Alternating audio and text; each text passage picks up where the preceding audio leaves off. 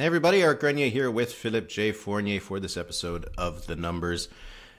We are getting to the end of the silly season in politics as various legislatures are sending their politicians home. The one here in Ottawa is still going for a little while, but we can start to hear the school bells ringing, I think, and the kids are going to go run home to their summer breaks. How are you feeling, Philippe, as we approach these summer months? You know what? Feeling great with the summer coming. I have to say I've been overwhelmed with work in recent days. There was Quebec polling. I'm getting ready to launch my US model. It's been in the works for quite a while. It was just a question of fixing the visualization, but it's almost there. And just tired in general because, as you said, silly season. It feels like it got sillier and sillier, and it weighs more on me when that happens. But you need how to about separate you? yourself. That's what I learned a while ago. Well, you're good at You need this. to get some I'm not. distance. Yeah, I have to learn. I have to learn from the master. So, I'm curious. What does your current projection show for the U.S. presidential election? Well, it's funny because it's not completely ready yet, but I've seen The Economist started one, the 538, of course, in the United States. New York Times, I think it seems like they all launched in the past week, and they all show either a toss-up or even 538 has Biden the favorite.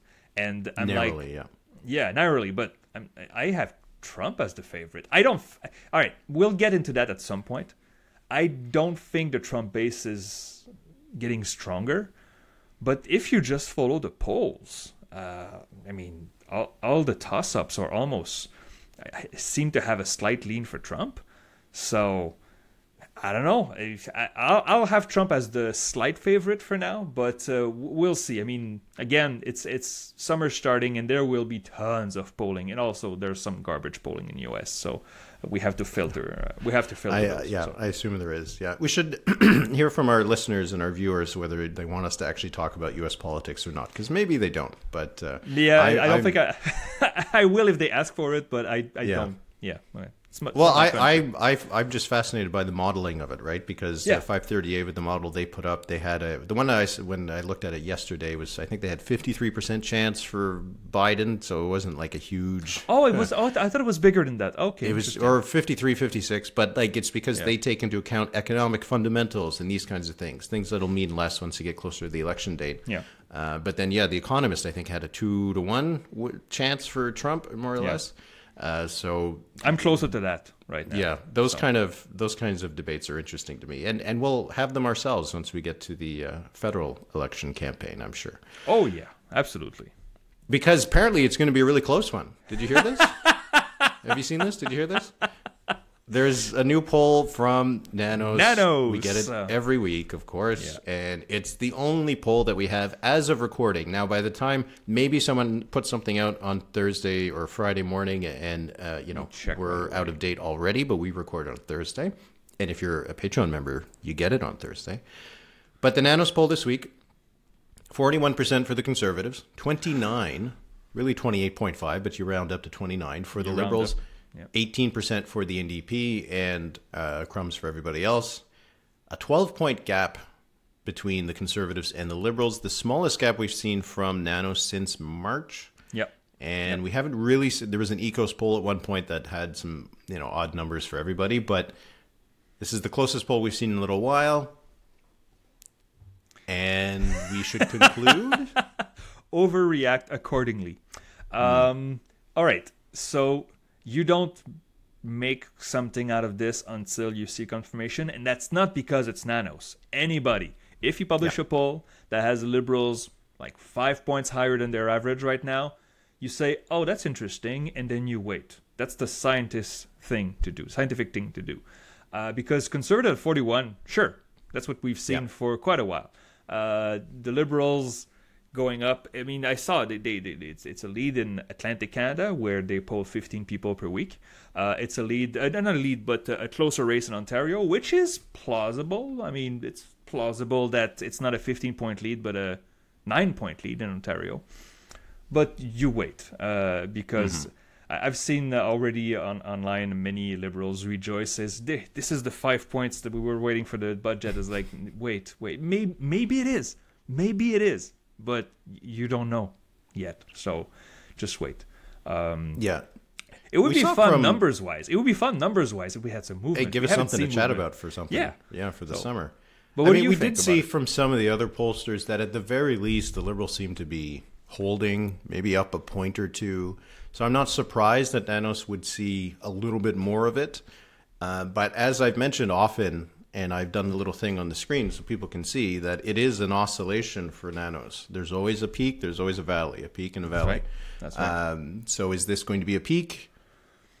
Maybe. The odds are that it probably will be. But yeah, we really need to see if there's any other movement.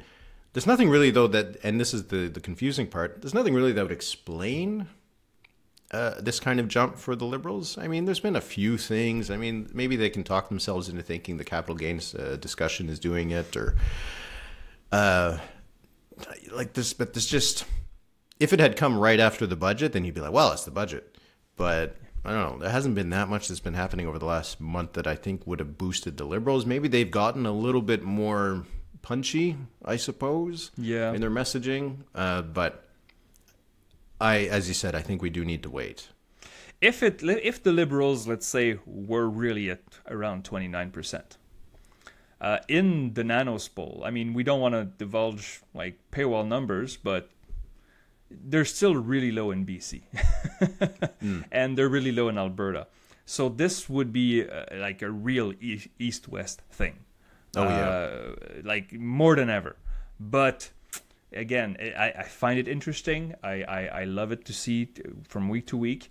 It would be something, though, if next week, so a week before the Toronto-St. Paul's by-election, like, let's say the Liberals hit 30 in that poll. Then we have to go, okay, wait a second here. So this is 1,000 cases and you're hitting 30, whereas you had trouble hitting high 20s and for the past 9 months.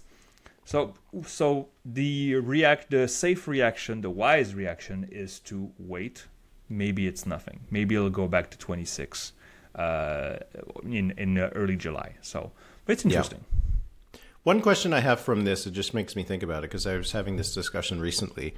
For the Liberals to overcome a 20-point gap, with everything we know about Justin Trudeau's popularity and everything like that, really, really tough. Really tough. But getting the gap close enough where the Conservatives might not win a majority of seats, that is not that impossible, right? Because what is the gap that a minority government becomes possible? I think that it could be once you get into any of the single digits, right? And a 12-point gap becomes a 9-point gap easily enough. So I think that's kind of an interesting little thing here, that if the Liberals can replicate this in other polls, which I have to say, skeptical that that'll happen. Yeah. So we're not like trying to find silver linings for the Liberals. Look at how great things are. We're just taking the numbers as it is and just kind of gaming it out just for fun. Yeah. What point does it get to the point where the Conservatives can start have to worrying about, oh yeah, we might actually need to work with one of these other parties? Here's the thing. You said single digits. Well, low single digits, yes. But the thing is, in Ontario, the margins were so tight last time. Remember, the Liberals won Ontario in 2021 by 4 points. It was 39 to 35, if I'm correct, right? And they had a 2-to-1 seat advantage because they won everything by razor-thin margin. If Ontario is +5 for the Conservatives, which would be close compared to what we have now. Like I have +15 right now in my average. If it's +5 in Ontario, that's still a gain of 40 seats for the Conservatives, right? And look at the total from 2021. Add 40 seats in Ontario, you're at 160. So you're really close to a majority already. So I think it would have to be like not just not single digits, but low single digits. I mean, 8 or 9 points right now, you have a majority for the Conservatives, I think. So you think their vote has gotten more efficient? Well, yeah. I mean, the thing is the efficient vote is such a danger situation for the Liberals because you lose a little percentage and then you lose a bunch of seats. Plus the BC numbers. Don't forget that the Liberals won 15 seats in BC. That they will probably lose, I don't want to say lose them all, but maybe close to lose them all. They could lose 12, 13. Maybe they'll have only one left. So, and this is not going to the NDP. This is going to the Conservatives. So, I don't know, man. If the Liberals reach 30, we'll be like, oh, this is interesting. They reach 30. If the Conservatives are still around 40, it's a majority, right?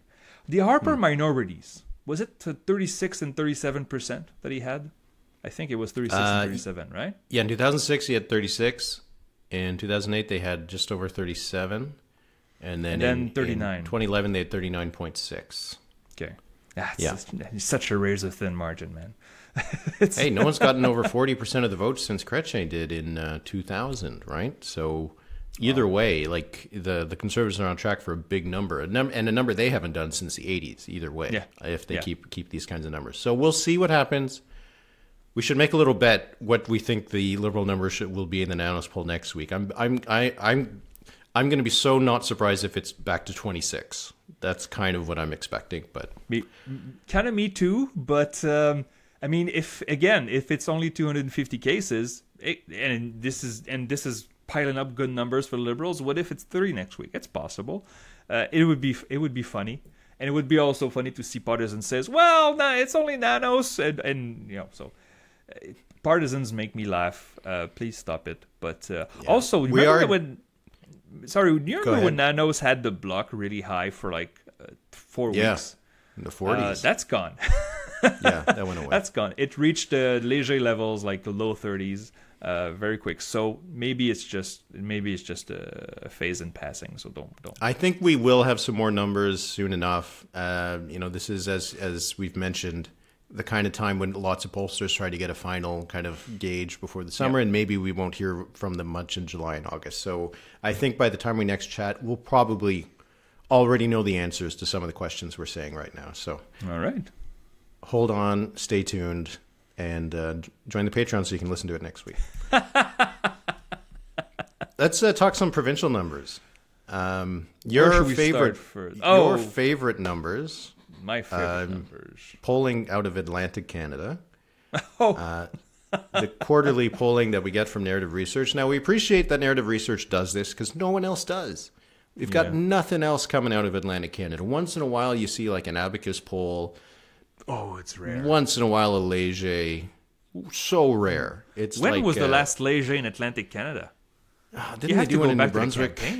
I think they did one in New Brunswick, but I think it was for like a interest group or something last year. Anyway, we don't get much. No. Narrative Research, hey, I don't think anybody's really paying them for them. Maybe they have some sort of omnibus sign up. I have no idea. But they generally poll somewhere around 300 to 400 people in Atlantic Canada in each of the provinces. And you get a sample of decided voters that's usually 200 to 250, which is not a huge number to go on. Nope. So we can't delve too much into some of these results. We get some of the regional results, and we're talking often about a few dozen people. So there were some interesting numbers nevertheless. We'll start with New Brunswick, because there's an election coming up in New Brunswick. Did you know? 37% for the Liberals, 34% for the PCs, 13% for the Greens, 13% for the NDP. The BC Conservatives of New Brunswick, at least in the old days. Well, yeah. A party that polls high, never does. The NDP got, I think, 1.6% of the vote last time. Yeah. I don't think they're going to get 13%, which makes me wonder where that vote's going to go. Did you have any thoughts about the New Brunswick numbers? Because it's still looking like it could be a tight race. Liberals doing okay in the Anglophone areas compared to where you would expect with these kinds of numbers? Just before I answer this, the Léger did poll in December 22. There you go. In New Brunswick, it was 500 cases, and the Liberals were leading by 18, so a long time ago. And then the odd Angus Reid, 240 people. Yeah, we don't get data out of those provinces. It's too bad. I wish we did. Wish we had the money to do it. But I know I don't have much to say. This is continuation. This is a statistical tie between both parties, which means the PC would win if the narrative is right. At least it's what we expect. The numbers are like, okay, Liberals and PCs are almost tied. That's the story, right? Yeah, because you can't like usually the margin of error on the decided voters is usually around 6-7 points, right? So yeah, it's too big. You know, that's tough. But anyway, just to go through them pretty quickly, Nova Scotia, 50% for the PCs, 23% for the Liberals, 22% for the NDP. No surprise there. The PCs in Nova Scotia have been doing very well. They got an election apparently next summer, so we'll see. The two ones I actually thought were pretty interesting was Newfoundland, Labrador, and PEI, because in Newfoundland and Labrador we had those by-election wins for the PCs. Now they actually do lead. Yeah. Again, the movement probably not outside the margin of error because it's so big, but they had 41 for the PCs, 38 for the Liberals, 19 for the NDP. And the regional numbers, again, were so small samples. But what was interesting about it is that PCs were doing really well outside of the Avalon Peninsula. So Avalon is where St. John's is. And the Liberals were more competitive there, so kind of lines up with what we'd expect. And then finally in PEI, the PCs had dropped to 42%, and the Greens went up to 33%. There was a by-election a few months ago where the Greens won it. That was a bit of an upset, so you do kind of see the after effects of it. So incumbent government's good in Nova Scotia, PEI. Maybe in a bit of trouble in New Brunswick and Newfoundland, Labrador. I think that's the takeaway. Newfoundland, I think, is the most interesting. We'll have an election supposedly. I think it was supposed to be scheduled in November, you told me. And it could be before that, but and it looks like the last Liberal government, provincial government, could be in trouble, especially with those by-elections that we had. So, again, I just want to reiterate, I don't want to insult narrative research. It's just that there's not much to go on there. The fact that they provide regionals with, like, Moncton, I think, was like 70 people. And I'm sorry, that's unusable. But I'm glad to have them. Nobody else does it, as you said. So, PEI, 32% for the Greens. I know the Greens are strong in PEI, but they took one on the nose last year in the election. And they're not going anywhere, so good for them. Yeah. Okay, we'll talk about some other provincial data we got. Quebec, Palace data poll. That's right. Commissioned by some dude. What does he know? Some mysterious figure. Had 33% for the Parti Québécois, 22% for the CAQ, 17% for the Liberals, 16% for Quebec Solidaire, and 11% from the Conservatives. I know that you've probably spent all week talking about them, so why don't you do it one more time and tell us what you think of these numbers? But not in English and not with our listeners. So, interesting. Okay. Again, 22 points between first and fifth place in Quebec. We have a highly divided electorate. And the Parti Québécois, the fact that it's still leading shows that they won the last session of the National Assembly. They had won the previous one as well. So overall, a really good year for the Parti Québécois if you compare to 12 months ago. The CAQ, I mean, choose your headlines. Have they stopped the bleeding or have they not been able to rebuild? I think both of them can be true. They stopped the bleeding, but at 22% or 25% according to Léger, you would finish second in many places. So you would get really badly hit in a general election with those numbers. Leaderless Liberals, 17. It's a floor. And Quebec Solidaire, I think, is quite interesting. We both posters in Quebec, so Palace Data and Léger, had measured a drop for Quebec Solidaire in April. And both now see them not on the rise as much, but just picking up some ground that they had lost. So 16% here for QS. Interesting. And the Conservatives, just cruising along, not going anywhere, between 10 and 13%. It's a steady flow. These numbers are not spectacular because we have seen them before, but it's okay. I mean, we need to see those polls so when they do change, we'll have a better idea of the landscape. So what did you make of the Quebec poll? Yeah, that's more or less it. It's been the same since more or less the beginning of the year, right? Yeah. These kinds of numbers. So when you see a lot of movement and then it stabilizes, kind of settles in, and maybe people get kind of comfortable with their opinions. It's not just a reaction to news. that's interesting to see. So we'll see if the numbers are still going to be the same when we get out of the summer. Yep. And what that's going to do. We are going to have a new leader for the Liberals in the spring of next year. Oh, it's going to be June. It's going to be June. So late spring. Okay. June next year. Quebec Solidaire will name their female co-spokesperson. Ruba Gazal announced this past week that she was going to run again. She lost by 3 votes last time. Kind of assume that she'll probably win it this time. You have to think she'll win, yeah. Yeah, so we'll see what happens with those numbers. Good to see kind of the regularity of the numbers out of Quebec, so we get some good data out of there. And there, the samples are nice size. So bravo to those who commission polls in Quebec. That's right. Okay, so let me start the clock here. So we talk about the Ontario poll from Palace Data. So Palace did Quebec and Ontario in the past week. Éric, for the Trillium. All right, for the Trillium. Éric, I'm starting the clock. Go. Ontario. What do you think?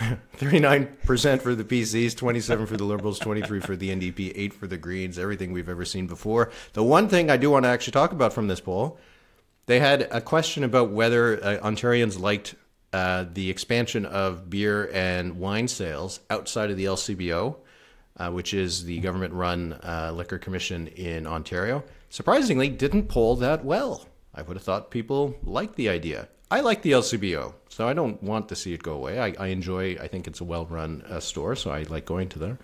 But anyway, that was the one surprise I had. Actual surprise, because otherwise these numbers are the exact same thing that we've seen for about 2 years. So I find it dull. Teflon Doug Ford. Nothing can bring this guy down. I mean, it's gonna happen one day. It's just that okay. So, but the question here is, does this suggest to you that Ontario will go early in the spring? I think I'm like 70% that I think it'll be in the spring. Wow. They seem to be telegraphing it so much that they want to go in the spring, and I think that they will. And if the numbers are still like this, I don't think they'll be that punished by it. If the main goal here is to win and be reelected and stay in power, the right thing to do, the logical thing to do, would be to go early. Don't wait until you slip on more bananas or something on the floor. The PCs will go early, I'm pretty sure, with those numbers. So thank you for Palace for doing this. Again, when a poll is boring, it's not a fault of the pollster. It's just that it's a continuity. So of course we like change. It's not outliers. We like change, but I also appreciate a pollster like Palace and others that do regular polls, so we can feel the heartbeat of the landscape in a province. But yeah, 39 PC. That's an easy majority for Doug Ford. You know what you just said made me think about, because I often complain about sports journalists and political journalists who complain about politicians and athletes giving the same answers all the time and how boring it is. And then anytime that they come out with something with a bit more character, there's it's a big deal. And you know what? We just spent a lot of time talking about how the Nanos poll probably not a real gain. So we're doing the exact same thing. We get an interesting poll and we start saying that it's probably nothing, and then we get a boring poll and say it's boring. So I guess that's on us. We should do better. Do you want Alberta. to talk just a little bit about Alberta? Yeah, Shannon Phillips, Lethbridge West, one of the rare NDP seats outside of the 2 cities in Alberta, the other being Banff, Kananaskis, is that right? Yeah. Which does kind of like touch Calgary, so part of it is like the Calgary suburbs, but it's not in the city of Calgary. Yeah. Resigning, citing personal reasons, I'm not sure I want to get into those reasons because that's not my beat. Although I understand that for women in politics, it's much harder than it is for most men. But just quickly, the story was, and again, I don't want to know the details. No one to say anything you're not supposed to. But she was more or less surveyed by the Lethbridge police, and to the extent that it was decided afterwards that the officers in question needed to face some discipline. so it's just a bizarre story and she was a minister at the time, and she was being followed by police officers in Lethbridge. So there's been a couple of these kinds of stories, where there's, especially it's female MPs or MLAs or mayors who say they're tired of the toxic politics that's there, and I don't blame them at all. And it's especially worse for women, and it is a sad commentary where things are. Like the by-election that took place in Gatineau for the mayor's office was because the mayor said she was just getting all these threats and intimidation. She was tired of it. Like, yeah, we're not in a good place politically. Like, no matter what you think about someone's politics, like, there's no excuse for this kind of behavior. Well, but anyway, yeah, the politics. There's it looks like people think there are excuses because bullying is right up there. I mean, people, and also a lot of people just really like to be angry, right? I don't say that they don't have a legitimate reasons to be angry, but we just saw a story that has legs in Montreal, a terrace that was closed by the fire department during the F1 weekend, right? The Grand Prix. The terrace was not it didn't follow the rules of safety. Yeah, the bylaws of work. Yeah, exactly.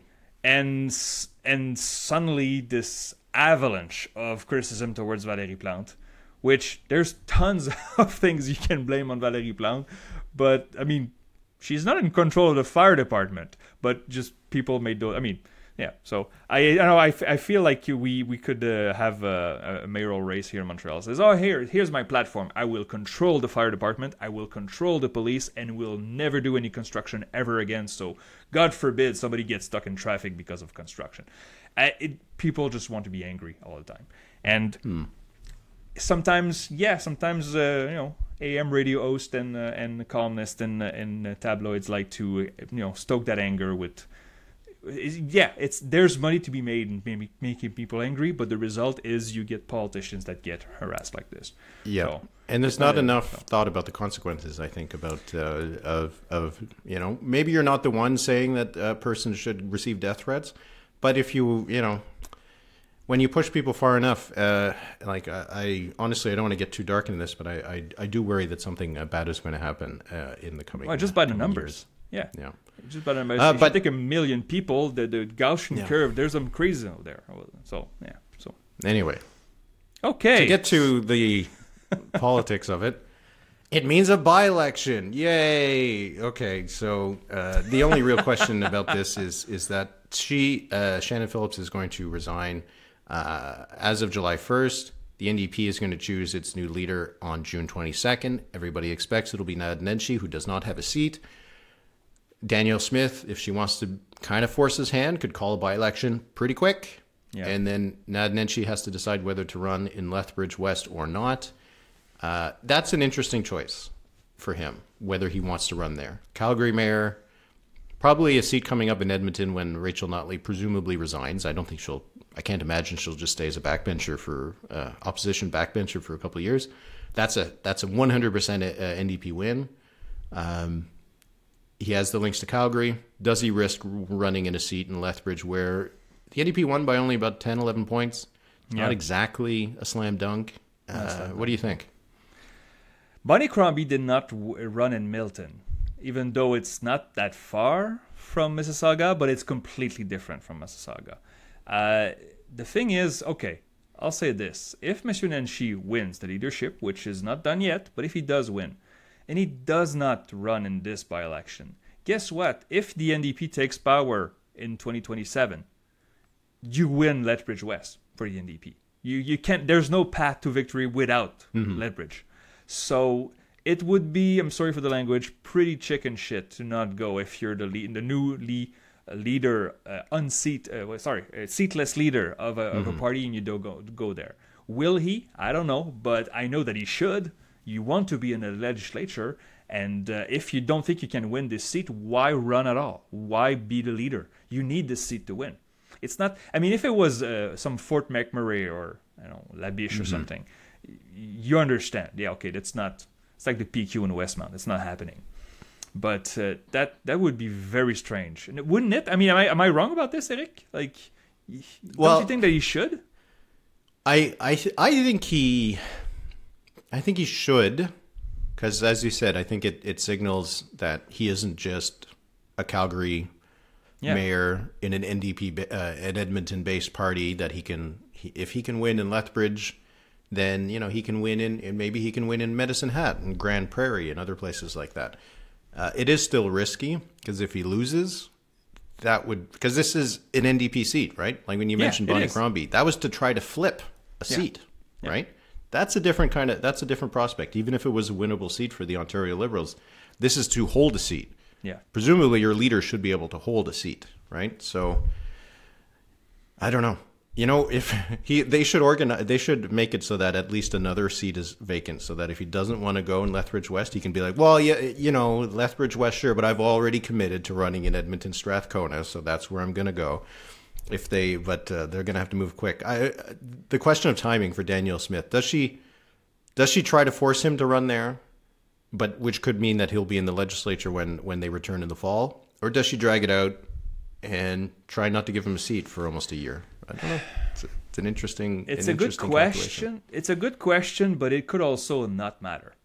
Like, I mean, is the UCP and Danielle Smith really scared of Naheed Nenshi? I mean, maybe they should. Some people say, but the numbers don't show that it's. I mean, he's not taking 10 points from the UCP, right? But if Danielle Smith is going to be scared of someone, isn't it the UCP? She has to keep that party in line. Oh, okay. No, the UCP itself. Oh, her own party. Yes.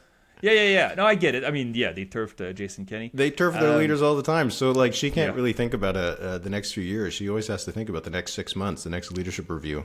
So how's that going to play out for her? I don't know. That'll be interesting. It's going to tell more about her than it. Yeah, okay. Well, we'll see. I don't know. We'll see. All right, let's move to the mailbag. So we ask our members of our Patreon for questions for the mailbag every week. And we are going to answer one of the questions, or actually a couple of the questions that we got, and we'll answer more for the Patreon. So those extra extended mailbag will be for our Patreon members, and you can become one at thenumberspod.ca. So we got some questions related to the by-election. They were two that were kind of linked, so I wanted to do them both. So we got from ASAC or ASAQC. On the Discord, it says, is it possible that expectations have been set too high for the Conservatives in Toronto St. Paul's? So a tiny win by the LPC, the Liberals, would be seen as a Conservative loss, even though when considering the riding's history, a narrow Conservative loss is still kind of a good result for them. And then Yared, also, he says, I'll piggyback on this to turn it into a question. What would be the threshold for a good night for the Liberals in Toronto St. Paul's? What would be a good night for the Conservatives? Well, I'm not sure what the expectations are for the Conservatives. I mean, they are they're higher than they should be, historically speaking, right? No one should even think they have a shot. Yeah. What's a good night for the Liberals, Éric, in St. Paul's? If they win by 8 points, is that a good night? A win is still going to be a good night, regardless of how close. Really? It's not a bad night. It might not be a great night. It's still a good night. But in terms of what makes it like a good night where they don't have to answer questions about it, probably, as you said, maybe a 5 to, maybe 8 points. 5 seems close to me, especially if we're at like both parties are in the 30s. Yeah. They almost need like psychological barriers. They need to, if they can get 41 and the Conservatives are at 36, that looks better than if it's 39 to 34. It's a stupid distinction, but it's still one that I think matters in some way. So good night, I think, for the Liberals. I'd agree with you when you say 8 points. I think that sounds comfortable for them. Well, the thing is, I would have been asked, what's a story coming out of St. Paul's? I think there's a story if the Conservatives win. There's a story if it's really close. And there's a story if the Liberals win by 15. But there's that middle, like 8-9 points victory, and we're like, what does this mean? I mean, everybody will spin it their way, obviously. But there's that mushy middle that I think may be the most likely outcome. I'm not sure a win is necessarily a good night. If Miss Church wins a squeaker, we stay on that that live stream because it ends with like 1.2% difference with the Conservative. That's an awful night. It's a good night if it ends quickly in a victory for the Liberals. It will not end quickly. There's 84 candidates on the ballot. It'll take forever to get through it. God. Okay. They didn't do that for us. That's not. Yeah, but we'll chat. We'll have a drink. We'll have fun. Sure. It's going to be fun. We'll take bets on which independent will get 10 votes. Oh, the NDP had 16, I believe, last election, right? I believe it was something like 16? That. Yeah. Okay. Do they break double digits? Probably not. Yeah, probably not. I don't think so. We'll have to do an over/under on that night. But the thing is, NDP voters have shown in Ontario lately that they don't show up for by-elections. They're not in. And so that could boost the percentage for both the Conservatives and Liberals. I mean, Liberals could have 44% of the vote and still lose because the NDP will, have 7% or something. Here's a troublemaking question. Oh. Generally, I would say it's always best, whatever you can do, to cause as much disruption and tumult for your opponent, right? So, on paper, the best result for the Conservatives would be that they win. They win the seat, always want to win. Maybe it causes Justin Trudeau to resign. But do the Conservatives actually want that to happen? Now, I don't know. I don't think it's a good idea to try to be too clever. But in a way, wouldn't the best result for the Conservatives be that they lose by like a point? Yeah. And it's not enough to make Trudeau resign, but it's enough to continue the questions about his leadership for the rest of the summer? Probably. It's just I don't think... It's like athletes that you say, well, if they throw that game, they would have a better opponent, right? Yeah. Maybe you learn bad habits. But also, athletes don't think like that. And, I mean, politicians, strategists can think like that, but I don't think people on the ground, I mean, the volunteers that will work for all parties, they won't think, oh, maybe we should skip a few houses because we don't want to run out the score. It's an interesting story. And it's also a good out for the Conservatives because if they do lose, they could say, well, we didn't really work that hard to get it. Right? Oh, if we see that the next day... Oh. We will. Oh my God, we will. We will. Oh, if they say, well, yeah, we would have won. Oh my God. Because you could also say that, if the Conservatives do win, that Conservative candidate say, hey, I won a 416 seat for the Conservatives. Put me in a shadow cabinet, right? Deputy leader. Yeah, why not? So it will bring its some problems. The Conservatives do not need Toronto. It's bonus. This is house money. So anyway. All right, let's move to the questions for our Patreon members. For everybody else, we'll move to the quiz. So for the Patreon... All right, Éric. Yes. Got a very simple quiz for you this week. I think you're going to like it. It's a continuation from last week's episode that was for member only. I took more questions from our friends at Politico Ottawa. I freelance occasionally for their great newsletter, The Playbook. And journalist... you should sign up for 3 newsletters. 338 Canada, The Writ, and if you need a third letter, a newsletter, Politico Notebook, it's worth it. It's very Ottawa-centric. It's very Ottawa-centric, the Playbook, but it's great. It contains everything you need to know about what's going on. So Nick Taylor-Vasey, journalist for Politico Ottawa, and the editor of Politico Ottawa is Sue Allen. They wrote most of these questions, and so these questions are just trivia. They were used in the lightning round of the Trivia Championship that was won by the CPAC team that occurred, I think, 10 days ago. So 10 questions for you, small answers, short answers. My bronze, silver, and gold will be 6, 7, and 8 out of 10. Okay. So here we go. How many federal by-elections were held in 2023? Oh, man. Okay, there was NDG, Westmount. There was the one in Calgary. There was the one in Oxford. There was Portage Lisgar. What else was there?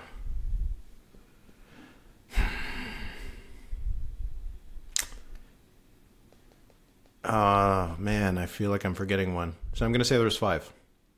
And the answer is 5. Good for you. Yes. You got this. Okay. What was the one I forgot? You named 5.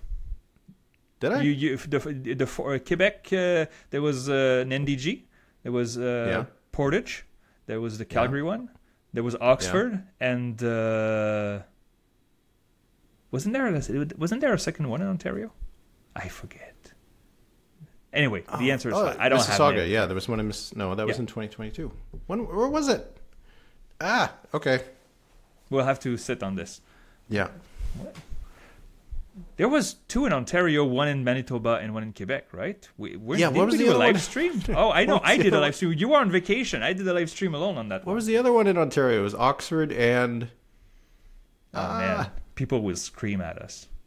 How can we not remember this? Scarborough, maybe? No. Anyway. All right, let's go. Number 2. We'll have to Google it.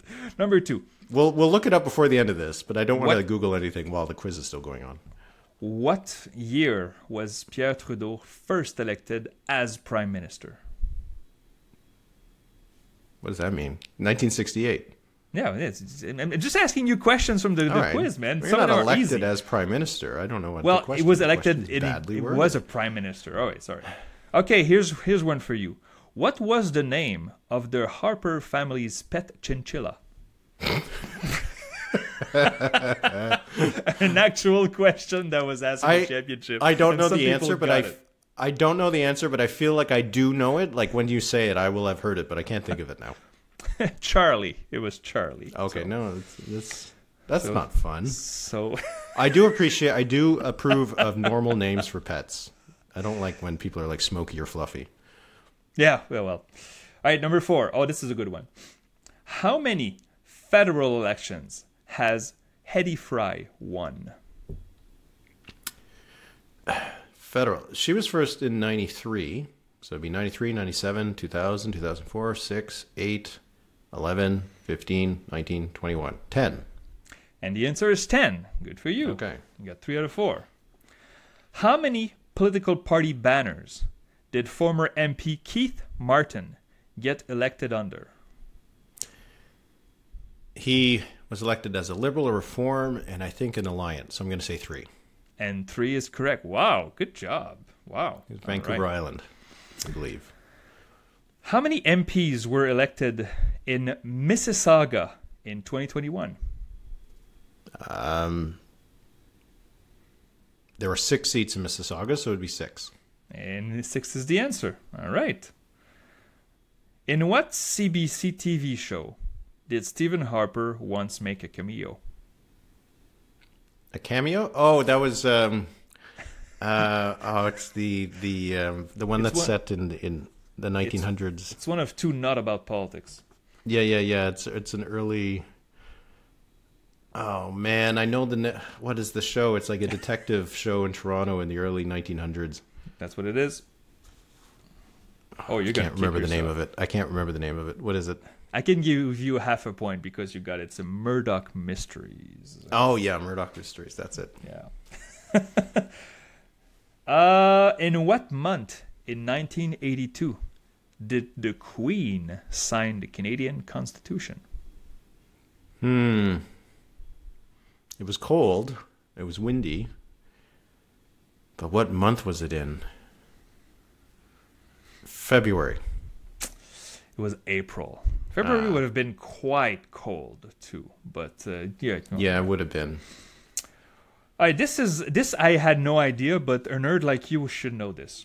What is the and I say this affectionately. Yeah. What is the formal what is the formal name for question period in the House? Oral questions. What did I tell you?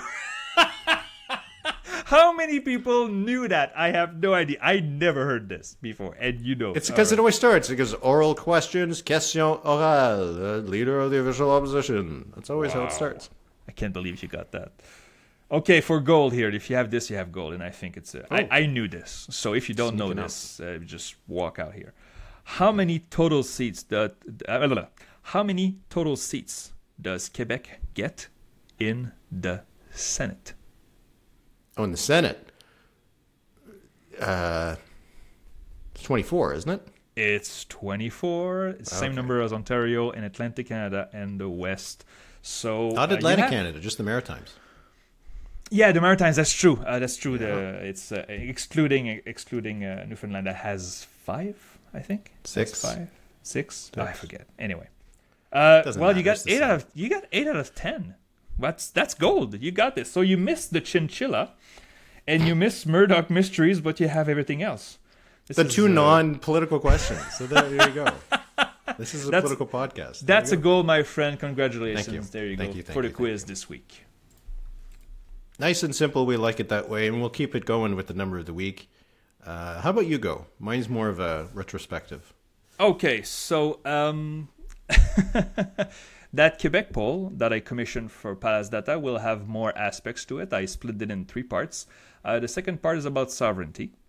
I always ask sovereignty questions, and it's 40% said yes, they would support a referendum on sovereignty. It's the best poll so far. It's still within the ranges of what we've seen lately, but I wonder whether the IVR aspect has always sovereignty a little higher than what Léger with its online poll shows. So 40 for me is the number of the week. What about you? All right. Mine is 9. So this past Monday, the Monday just passed, Justin Trudeau became the 9th longest serving prime minister. He passed Louis Saint-Laurent, and he will become the 8th in August if he stays on until August, which he would, I guess. Even if he decided he was stepping aside, he'll pass Robert Borden, so he'll end up being as the top 8 by the end of the summer. It's interesting when you think about the legacy and all that kind of question. When we think about Louis Saint-Laurent, Robert Borden, 2 prime ministers that were around for a while, 2 prime ministers that had an impact on the country, and Justin Trudeau has been there for longer than that. I think sometimes we talk a lot about how he's been there for nearly 10 years, but I don't think we often recognize that is actually kind of impressive. There's not that many leaders that have been around that long. He's by far the longest serving governing leader in the country at the moment. And I just thought it was an interesting thing that he passed Louis Saint-Laurent, who was prime minister from 1948 to 1957. Defeated by John Diefenbaker, who I think there are a lot of parallels between Diefenbaker and Pierre Poilievre. Read a biography of Diefenbaker, and you can substitute Poilievre's name for a lot of it, and it's not gonna be that different. That's my view. Very cool. Interesting. All right, well, that'll be it for this week's episode of The Numbers. As always, you can join our Patreon at thenumberspod.ca to get access to the Discord, which is still hopping, still a great place for conversation. You get our bonus episodes every second week, so we'll have an episode next week. And you get early access to the episodes on Thursdays. You get an extended mailbag. You get a lot of good stuff, so I think it's a good value. So, Philippe, thanks very much for this week, and looking forward to chatting with you in 7 days. Absolutely. Take care, Éric, and thank you, everybody, for your support. We greatly appreciate it.